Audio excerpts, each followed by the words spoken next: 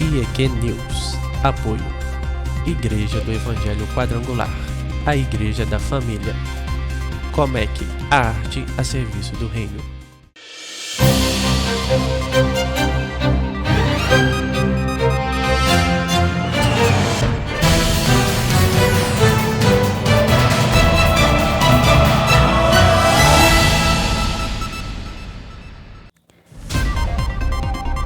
Olá, seja bem-vindo no ar mais uma edição do IEQ News, uma edição toda especial. Vamos falar desta vez sobre a saúde do homem dentro do mês Novembro Azul.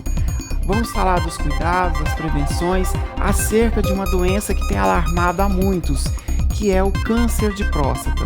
Para isso, nós temos aqui no nosso estúdio a nossa convidada, que é a psicóloga clínica e educadora sexual, Mônica Lima.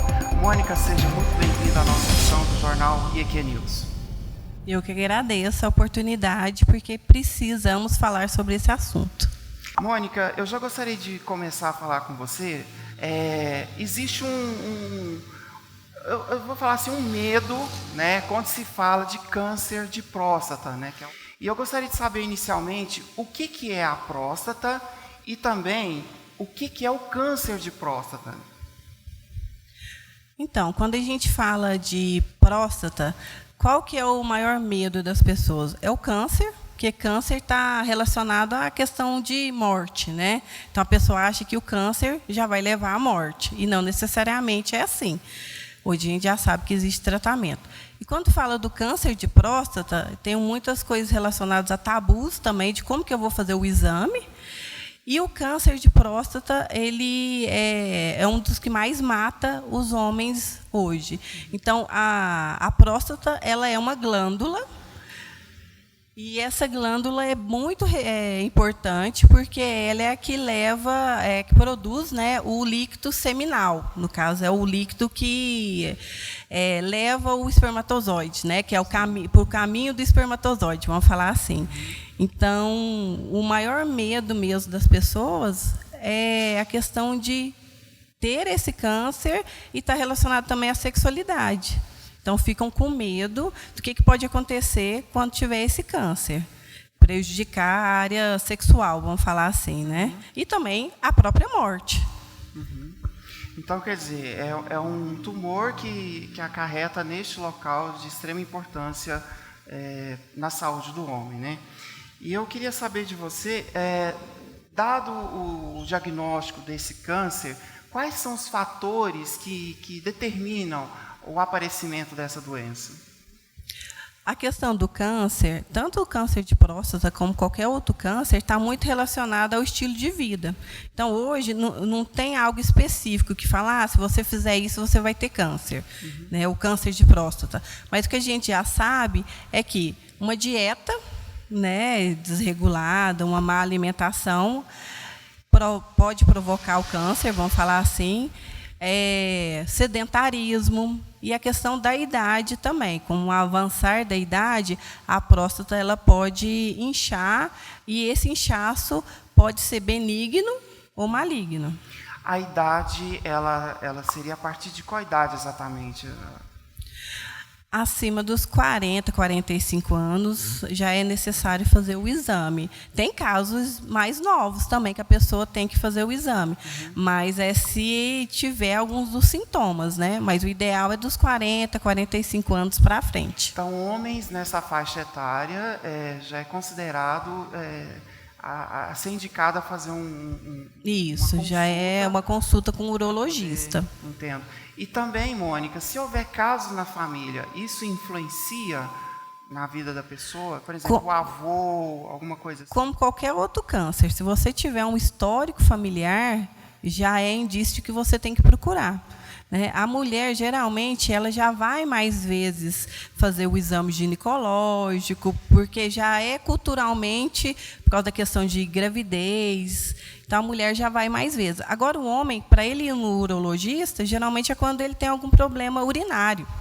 Aí ele vai. Mas e quando ele não tem esse problema? Mas mesmo assim, então é indicado depois dos 40 aí, ou se ele tiver um caso na família, ou se ele sentir alguma dor. Né? No caso de sobrepeso, Isso também influencia no aparecimento dessa doença? É dieta, né, uma má alimentação, sobrepeso, histórico familiar, né, ter o histórico na família, sedentarismo. Isso engloba para qualquer câncer. Uhum. Quer dizer, então, que a forma da pessoa... Ou seja, o cuidado, nós falamos agora há pouco, a questão da idade, a partir dos 40, mas isso não quer dizer que a pessoa mais jovem ela não pode deixar de se cuidar. Porque a partir de então ela já vai estar se prevenindo futuramente para um possível aparecimento ou não dessa doença, né? E como você mesmo disse, nada melhor do que uma vida regrada, digamos assim, né? Com uma boa qualidade, é isso, né? Os cuidados mesmo para a saúde em geral. Então, qualquer pessoa que tem esses cuidados, a chance de ter um câncer é menor. Mas, claro que a gente sabe, né? Às vezes a gente fala assim, mas a pessoa cuidou, ela fez tudo e mesmo assim ela teve. É por isso, porque não existe uma regra, né? O ideal é que a pessoa se cuide, mas se ela não conseguir ter essa vida toda cuidadosa, né, vamos falar assim, se ela tiver um histórico na família, ela tem que cuidar mais ainda. E esse cuidado não é simplesmente, eu estou jovem, eu vou para uma academia, vou ficar sarado, bem malhado. Não é exatamente esse tipo de cuidado especificamente. Envolve... A prevenção, esses cuidados básicos, mas consulta, né, check-up. Check-up é necessário fazer, não é só mulher. O homem também precisa frequentar mais vezes o médico, não quando já está com alguma doença, mas para prevenir mesmo a doença, fazer um check-up. E você disse agora há pouco a questão dos sintomas. Quer dizer que um deles seria tipo a dificuldade de urinar. Isso já pode demonstrar algum problema relacionado com a próstata? Geralmente, não sente dor. Quando há a dor está mais relacionada à questão de urinar mesmo, de micção, né? Então, se tem uma dificuldade na hora de urinar, se saiu sangue, se saiu menos do que geralmente sai na urina, já é indício de que tem que procurar um urologista. Não necessariamente é um câncer, né? Pode ser até outras coisas, com trato urinário, vamos falar assim. Mas aí que está a questão. Vá buscar um urologista para poder verificar a questão da saúde. E nessa busca, quais são os exames que serão feitos para que se detecte ou não alguma alteração na próstata? Muitas vezes a pessoa acha que vai chegar no urologista e já vai fazer o exame do toque retal. Sim. E não necessariamente. Existe um exame de sangue, que é chamado PSA, que o urologista vai solicitar esse exame de sangue e só se der alguma alteração nesse exame que ele vai solicitar o exame de toque, que é um toque retal. Agora, acima dos 40, 45, ele já faz esse toque retal porque ele vai verificar se essa glândula, né, que é a próstata, se ela está aumentada ou não. Ou seja, já é automático, a partir dessa idade, quando o homem for procurar o profissional, automaticamente ele já parte para essa parte do toque. Então. Isso, 40, 45 anos, ele já começa a partir para esse exame. Mas antes disso, existe o PSA, né, que é um exame de sangue muito simples, rápido de ser feito, que já dá para detectar.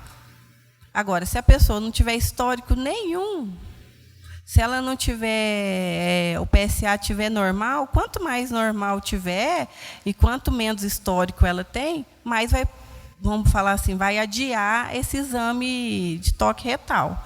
Alguns médicos, geralmente, com 40 anos, já falam, não, vamos fazer.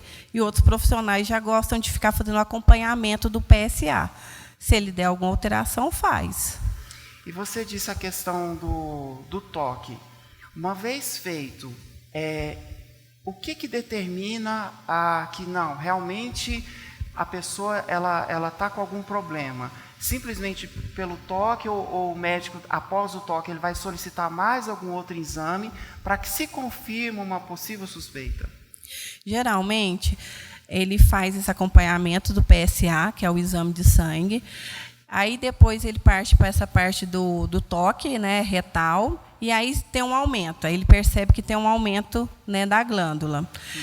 Aí ele vai pedir uma biópsia. É só através da biópsia que vai comprovar se esse aumento na próstata, se ele é benigno ou se ele é maligno. É só a biópsia, então, que comprova. Por exemplo, então, ele fez o exame e aí detectou-se uma alteração. Naquele mesmo momento do toque, ele já procura fazer uma biópsia ou não? Isso, posteriormente, é remarcado uma consulta e aí, novamente, é feita essa consulta para fazer especificamente a biópsia. Aí tem uma outra consulta, né, para poder fazer a biópsia, porque tem todo um preparo para fazer a biópsia também. Então, faz o exame do toque, e aí, dependendo do tamanho que a glândula está, né, e os exames, aí marca uma outra consulta para poder fazer a biópsia. É muito raro fazer na hora a biópsia. Eu acredito até porque assusta, né? Você chega lá e já vai fazer uma biópsia. Eu acho que tem que ter toda uma orientação antes, e ter um preparo próprio para fazer a biópsia. Certo. Quer dizer, então, nada melhor do que a pessoa se informar para que se precaver de um possível problema futuro, aí nessa questão da próstata, né? E você tem experiências assim de relatos de pessoas que até então eram inseguras em fazer o exame e depois resolveu fazer por questão de saúde, alguma coisa assim, não? Sim, a maioria dos homens ficam com medo, né, desse exame, mas é uma questão mais de tabu mesmo, porque a mulher, quando ela vai fazer também o exame dela, é constrangedor para a gente fazer, só que a gente sabe que é necessário fazer. E aí tem essa questão do homem ficar com medo de ir, porque é uma questão do toque retal, mas é um exame como qualquer outro exame, feito por um profissional. Então, o Novembro Azul ele surgiu justamente por isso, para mostrar que é uma prevenção e é um cuidado, né? Nada mais um cuidado como qualquer outro cuidado que o homem pode ter com ele. Então, é uma prevenção. Então, eu já atendi casos da pessoa ter histórico familiar, PSA alterado, e não queria ir no médico para fazer o exame de toque retal. E aí teve que preparar essa pessoa, convencer a família, meio que quase levar a pessoa à força. E se não tivesse levado a pessoa rápido para poder fazer a biópsia, poderia ser pior. Então, tem casos que, se a pessoa ir antes, ela não vai ter problema nenhum. Ela vai fazer a químio, ela vai fazer a radioterapia e vai ficar tudo ok. Só que tem casos que a pessoa tem que retirar toda a próstata, porque deixou agravar muito. Então, quanto mais rápido for fazer a prevenção ou o tratamento, melhor. Você acredita que esse medo, esse receio de se fazer o exame, principalmente o toque, é porque os homens, de repente, acham que isso vai interferir na masculinidade deles e, por isso, eles se retraem a tal ponto de evitar de se consultarem, de preservar a sua saúde? É justamente isso mesmo. É um tabu, porque não é porque você fez um exame retal que vai mexer com a sua sexualidade. É um exame, como qualquer outro. Então, às vezes, a gente vai fazer um exame mais invasivo mesmo, só que isso não vai mexer na sexualidade da pessoa. Só que por questão assim, de tabu, de medo, muitas piadinhas, né, que se fazem a respeito disso. Você vai no urologista, você vai fazer o toque. E são brincadeiras desnecessárias, porque é um exame como qualquer outro. A mulher faz o exame, né, também de toque, vamos falar assim, né, na vagina, quando ela vai fazer o Papa Nicolau, vai fazer prevenção. E o homem também, só que o homem, no caso, faz no reto. E as pessoas acham que, né, vai colocar alguma coisa lá dentro. Não, gente, é só no começo ali do reto.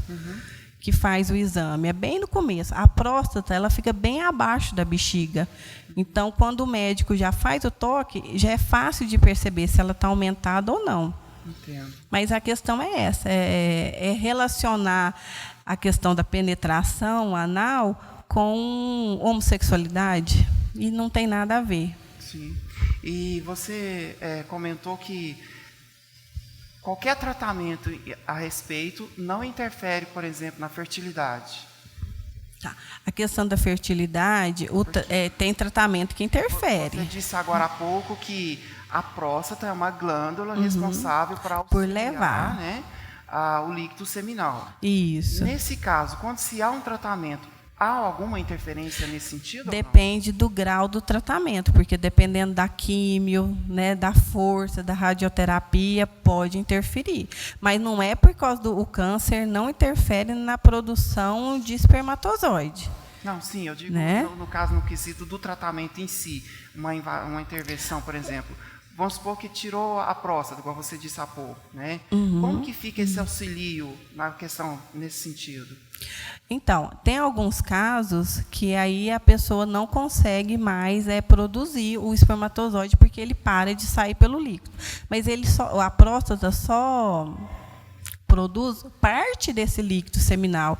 Então, esse líquido seminal vai ficar, vamos falar assim, diminuído. Mas tem outras glândulas que produzem esse líquido. A próstata produz uma parte desse líquido. Então, o espermatozoide consegue sair. Só que, dependendo do tratamento da quimioterapia, da radioterapia, prejudica a produção do espermatozoide. Aí continua saindo uma quantidade menor de líquido, mas a produção do espermatozoide pode ser alterada. Só que a gente tem que pensar sempre assim, não é porque teve um câncer que vai ficar infértil, depende do grau do câncer. Por isso, da necessidade de se recorrer o quanto antes, o mais rápido possível. Uma avaliação e se cuidar o quanto antes, né? Ok, Mônica.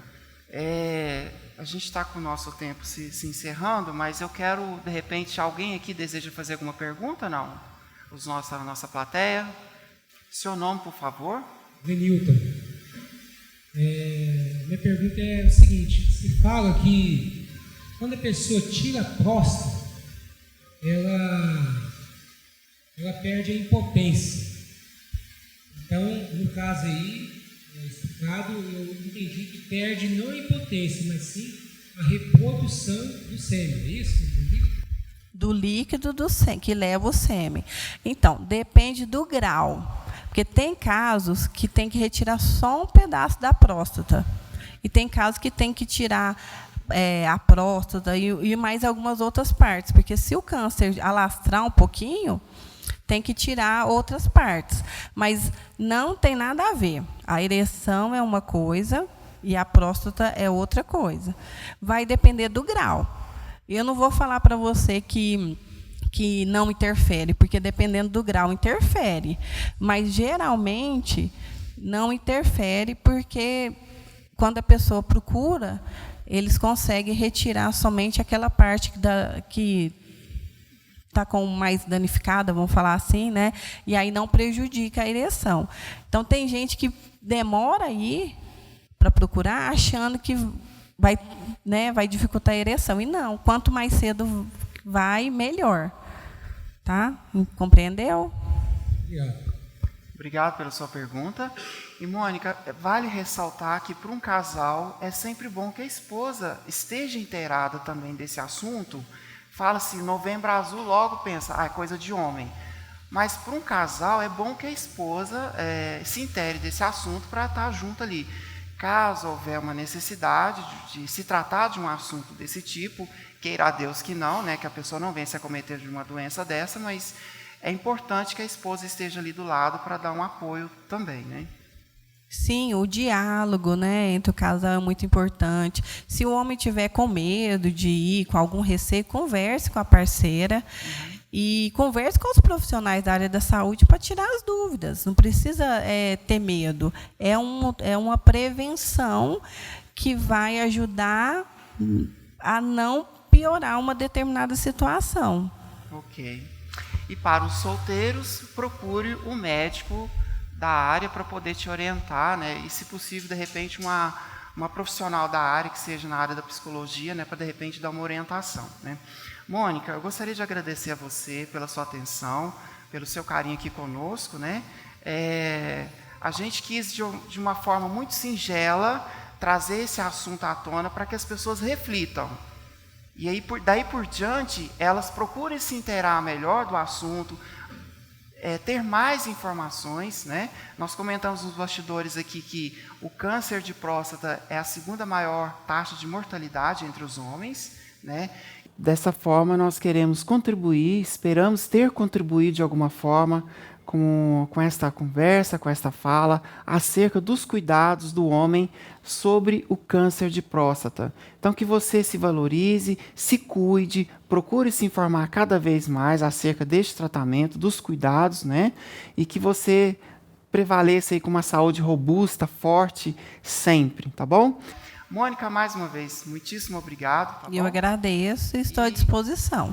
Tá bom. Você quer deixar contato, alguma coisa, se as pessoas quiserem falar com você? Não? Você tem algum contato ou não? Eu vou deixar o contato do Instagram, então, que é o mais fácil de encontrar, né? É @psicossexóloga Mônica Lima. Ok. Bom, a gente vai para um breve intervalo e logo, logo a gente retorna com mais esse assunto.